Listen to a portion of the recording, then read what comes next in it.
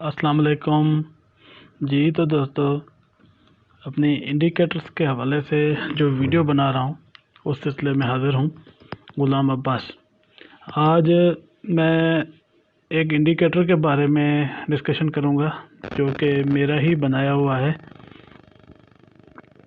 एक टेक्निक है हमारी ट्रेडिंग के अंदर जिसे हम सपोर्ट एंड रेजिस्टेंस कहते हैं। ये एक बहुत बड़ा टर्म है। इसको अगर मैं डिटेल से देखूं तो काफ़ी टाइम लगेगा, लेकिन अगर मैं थोड़ा सा इसको नॉर्मल लाइफ में एग्जांपल के साथ समझाने की कोशिश करूं तो ऐसे है कि जैसा कि मेरे दोस्त जो ट्रेडिंग कर रहे हैं वो जानते हैं कि हमारे जो चार्ट विंडो होता है जिसके अंदर हमारे कैंडल्स बनते हैं, जिनको देख के हम डिसीजन करते हैं कि हमें बाय करना चाहिए, सेल करना चाहिए, सेल के साथ कंटिन्यू रहना चाहिए या बाय के साथ कंटिन्यू रहना चाहिए। इस किस्म के डिसीजंस हम वहाँ से लेते हैं। वो आपको पता है कि अगर हम किसी भी चीज़ को ऊपर से नीचे फेंकें, मिसाल आप बाल का ही ले लें, ये एक स्टेप्स बने हुए हैं, सीढ़ी है उसके अंदर। इस स्टेप्स के अंदर फिर आप एक चीज़ नोट करें कि यहाँ से जैसे शुरू होता है यहाँ पे आके एक जगह पे थोड़ा सा इन्होंने चौड़ाई बढ़ा दी है। स्टेप्स मतलब बढ़ा दें, एक किस्म की एक रेजिस्टेंस आप कह सकते हैं, या मैं इसको सपोर्ट भी कहूँ तो वो बन गया है। अब जब यहाँ से फिर नीचे आए कुछ स्टेप्स के बाद, यहाँ पे फिर इस किस्म का सहूलत मतलब इन्होंने दी हुई है फिर नीचे। ये एक कॉमन लाइफ का एग्जांपल है जिसको मैं सपोर्ट एंड रेजिस्टेंस को समझाने के लिए इस्तेमाल करूँगा कि बंदा एक सीढ़ी पे चढ़ने की कोशिश करता है, one by one steps cross करते करते जब यहाँ आता है तो उसको थोड़ा सा रिलैक्स फील करता है, और यहाँ से थोड़ा सा मतलब सांस लेके फिर आगे की तरफ जाते हैं। फिर ये वाला स्टेप जब पहुँच जाए तो फिर एक रिलैक्स का मौका मिल जाता है। इसी तरीके से ऊपर से आते हुए भी तो सेम यही सिचुएशन हमें मार्केट में भी देखने को मिलती है। अगर हम अपने इंडिकेटर्स के साथ इसको देखें तो भी चेक कर सकते हैं, और अगर हम इसको बिल्कुल नेक्ड इंडिकेटर में, इनके कोई भी इंडिकेटर नहीं है, चार्ट विंडो बिल्कुल प्लेन है, उसके अंदर भी देखना चाहें तो देख सकते हैं। लेकिन इसमें देखने और इंडिकेटर के साथ देखने में कुछ ना कुछ फ़र्क हो सकता है, क्योंकि बहुत सारे लोगों को मैंने ये चीज़ काफ़ी कन्फ्यूजन में देखा है कि वो इस चीज़ को नहीं समझ पाते कि ये कहाँ से किस तरीके से देखना चाहिए। अब मैं सपोर्ट करें कि मार्केट अगर हम थोड़ा सा डे वाले में चले जाते हैं तो हमें एक जगह पे आके, अगर मैं लाइन के साथ इसको थोड़ा मैन्युअली आपको दिखा रहा हूँ, एक ये वाली ऐसी लेवल है, मार्केट जब यहाँ से ऊपर को उठी तो इस लेवल को टच करते करते फिर नीचे गिर गई। फिर मार्केट कुछ कैंडल नीचे बनने के बाद फिर दोबारा और उठने की कोशिश की है इसने, लेकिन आप देखें फिर भी इसको टच करने के करीब करीब फिर वापस गिर गई है। इसी तरीके से जब थर्ड ट्राई में भी मार्केट ने इस लेवल को क्रॉस नहीं किया, अगेन फिर एक दफ़ा पीछे हटी है मार्केट और फिर एक जंप लगाया है जिसमें ये वाली जो रेजिस्टेंस थी, जो इसको रोके हुए थी, जिसने इसको 3 दफ़ा यहाँ से बाउंस करके वापस कर दिया था, इसको ब्रेक किया है, और ब्रोकन के बाद ये मार्केट यहाँ तक ऊपर निकल गई है। फिर एक दफ़ा जो है बैरल डाउन मारा है। जब यहाँ से ये क्रॉस हो चुकी तो हमारा जो मतलब था कि इस लेवल को ब्रेक करना, वो हो चुका हमारे सामने। अब ये आप जब मार्केट में लाइनें लगाते हो तो हमेशा हमसे क्या होता है कि जो मैनुअल एक बंदा लाइनें लगाता है तो उसमें गलती का इम्कान रहता है, क्योंकि अगर आप दो बंदों को कहें तो वो दोनों अलग अलग जगहों पे लाइनें लगाएंगे, मीन के आपको नहीं समझ आएगा कि एक बंदा जिसको सपोर्ट कर रहा है दूसरा उसको सपोर्ट नहीं मान रहा। ये अक्सर ट्रेडिंग करने वाले हजरात में मैंने कॉमन चीज़ देखी है कि वो लोग जो है इस चीज़ को, दूसरे की बनाई हुई सपोर्ट को वो कहते हैं नहीं ये सपोर्ट नहीं है, एक कहता है ये इधर सपोर्ट है, वो अपने एक्सपीरियंस से, और दूसरा उसको मान ही नहीं रहा होता। बाद में जब मार्केट उस लेवल को क्रॉस करती है तो फिर वो बात समझ में आती है कि हाँ वाकई इस जगह पे इस किस्म की मूवमेंट थी। तो मैंने थोड़ी सी कोशिश की है और इसके लिए जो है ना एक इंडिकेटर बनाया है।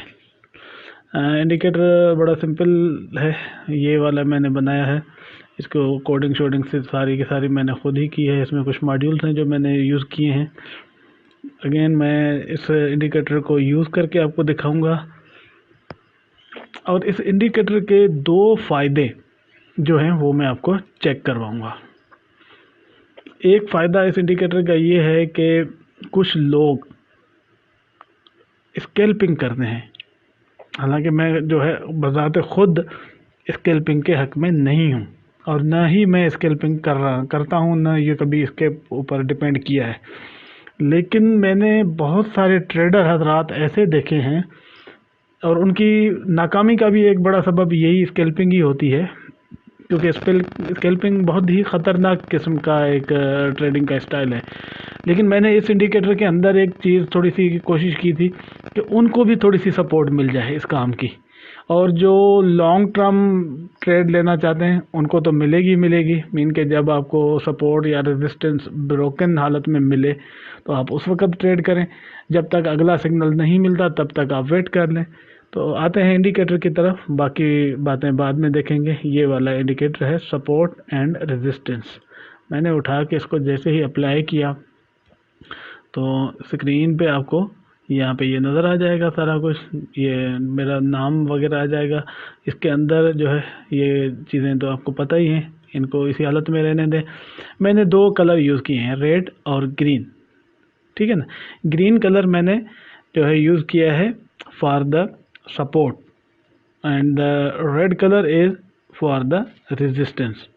विजुअलाइजेशन मैंने सारे टाइम फ्रेम ओके किए हुए हैं। जैसे ही मैंने इसको अप्लाई किया तो स्क्रीन पे आपको एक डॉट्स बनने हुए नज़र आ जाएंगे, जो कि मार्केट के अप और डाउन को शो कर रहे होंगे। या दूसरी सूरत में मैं ये कहूँ कि इस इंडिकेटर के साथ हर कैंडल के बाद जो है एक डॉट बनता है, और वो हमें बताता है कि इस कैंडल की वर्थ या इस कैंडल में कितनी गुंजाइश थी। और फिर एक कैंडल्स का जो ग्रुप है, मीन के 4, 5, 10 कितने भी कैंडल हो सकते हैं, वो अगर उस स्ट्रेंथ के अंदर पाए गए तो वो एक जगह को सपोर्ट एंड रेजिस्टेंस डिक्लेयर कर देगा। फिर उसी के साथ चलता रहेगा जब तक मार्केट उसको ब्रेक करके डाउन की तरफ निकल जाए या अप साइड की तरफ निकल जाए। फिर एक वही कैलकुलेशन है इसके अंदर, एक 2 इंडिकेटर हैं जिनको यूज़ करते हुए मैंने ये कैलकुलेशन की है। फिर जैसे ही उसको लगेगा कि अब मार्केट बाहर निकल चुकी है, वो एक नया पैटर्न बनाएगा और नया सपोर्ट एंड रेजिस्टेंस ढूंढेगा।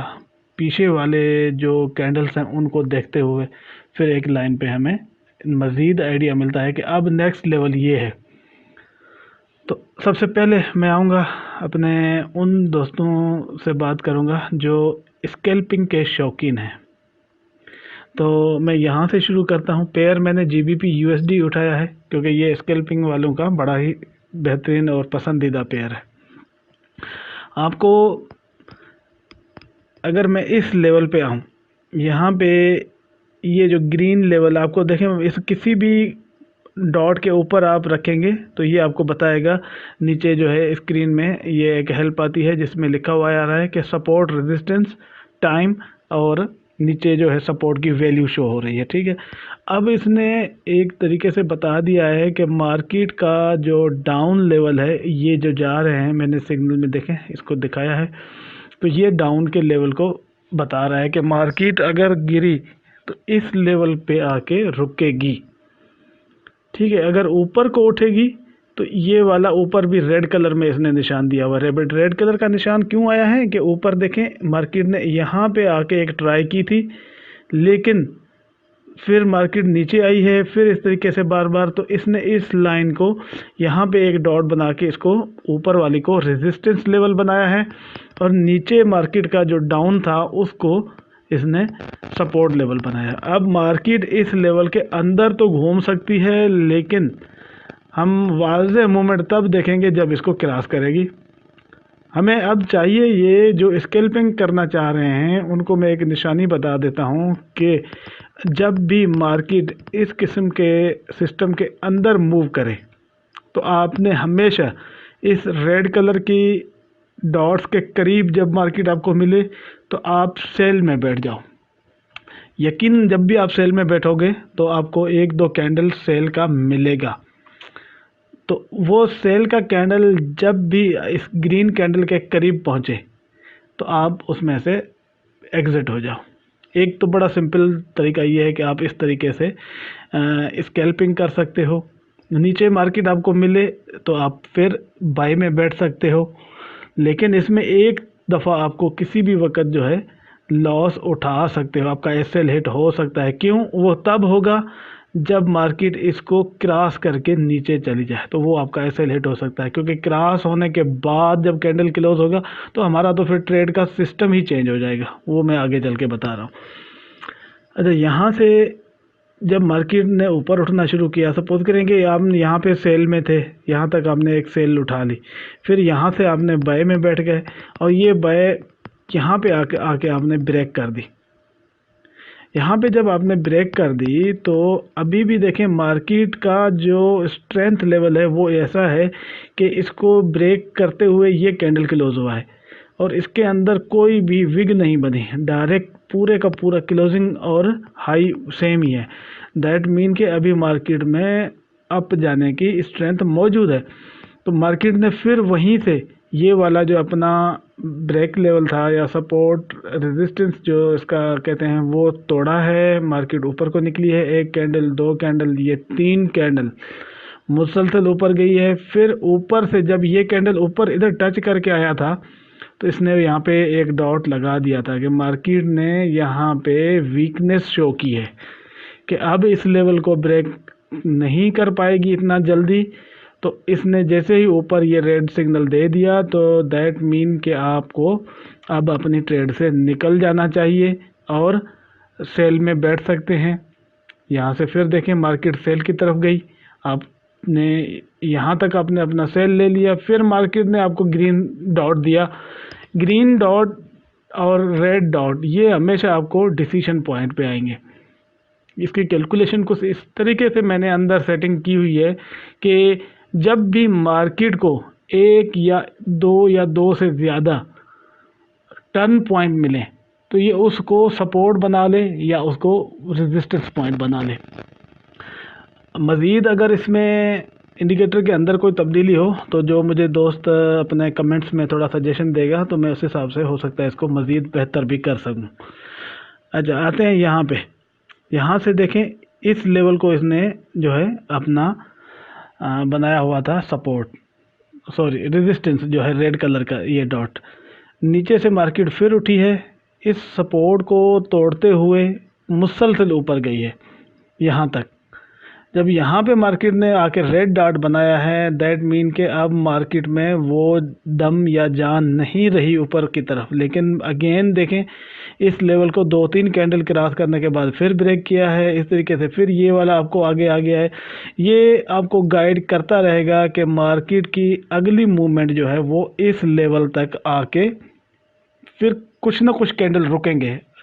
जो लोग मैंने देखे हैं दोस्त अक्सर शिकायत करते हैं कि जी मार्केट में हमने ट्रेड जहाँ पे लगाई मार्केट वहीं से हमारे खिलाफ चली गई, तो उनको ये इंडिकेटर बहुत ही बेहतरीन सपोर्ट देगा कि वो हमेशा अपना डिसीजन जो है इस रेड कलर के डॉट के साथ करें या ग्रीन कलर के डॉट के साथ करें।